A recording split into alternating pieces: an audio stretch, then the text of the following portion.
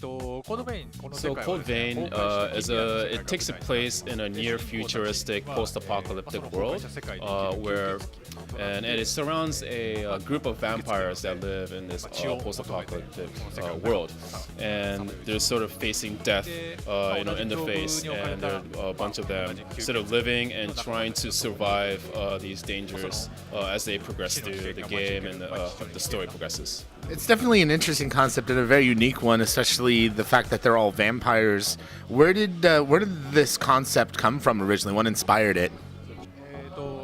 Okay, so Code Vein development staff includes some of the development staff from God Eater. And so when we looked at, what does this dev team have that, they're very talented in, what are their strengths? We looked at things like a story, an intricate, very intriguing, interesting story is something that they're really good at doing. Also, creating an action and battle cycle that is very interesting. For example, you can attack while an enemy is, about to attack, sort of kind of like a counter attack, and then that gives you, you can sort of like take something from the enemy, and then you can turn that into like your own action. That sort of battle cycle, action, interaction, sort of game mechanic is something that our dev team is very talented in making. So when we looked at these talents that the developers have, we wanted to sort of, from there extract an appropriate genre and a motif that would fit those talents, that would really complement and bring to light what they're good at doing. And that is how the concept of vampires came about. Now, you brought up your history with God Eater and the God Eater series. Does Code Vein contain similar themes, you feel, or is it just sort of just working towards similar strengths of the dev teams? Yeah, so there's definitely a common ground between God Eater and Code Vein in that there's a post-apocalyptic, it's an action game, dramatic story, things like that. Those are both common that exist in God Eater and Code Vein because the dev, just some of the same dev staff are working on it. However, we are paying attention to how we can distinguish Code Vein as a unique title and experience. So we focus on that as well. Did you draw any inspiration from games in the Soulsborne series? And if so, what inspirations have played the largest part in Code Vein's development so far? Yeah, there's definitely a lot of similarities and common ground between the Dark Souls series, and we're very happy to hear Dark Souls come up and have Code Vein be considered on the same playing field.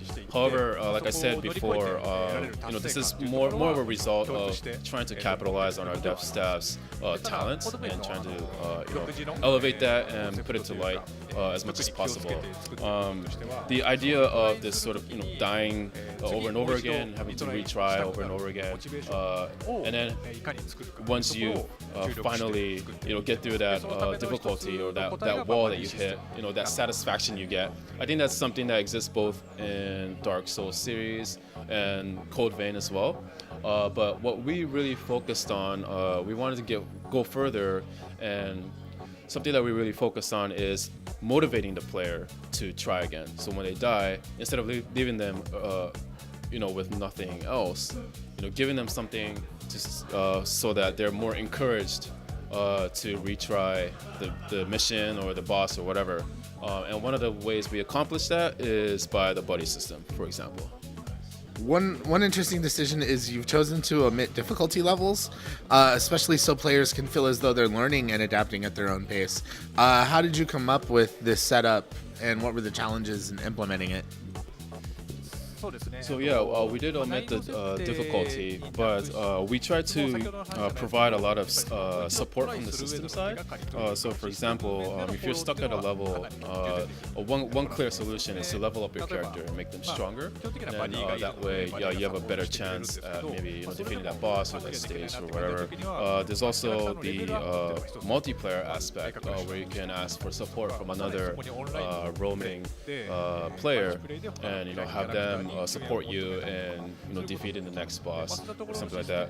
So as I mentioned earlier, the value that we see in this game is the motivational aspect of dying and retrying over and over again, and giving the player a more empowered feeling, a more encouraged, motivated feeling in trying that mission again.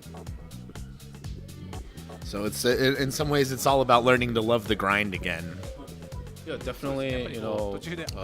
We do want for the user to really experience the sense of accomplishment and achievement when they finally defeated whatever the wall was standing against them. So yeah, you're right. It's learning how to grind and learning how to have fun with grinding.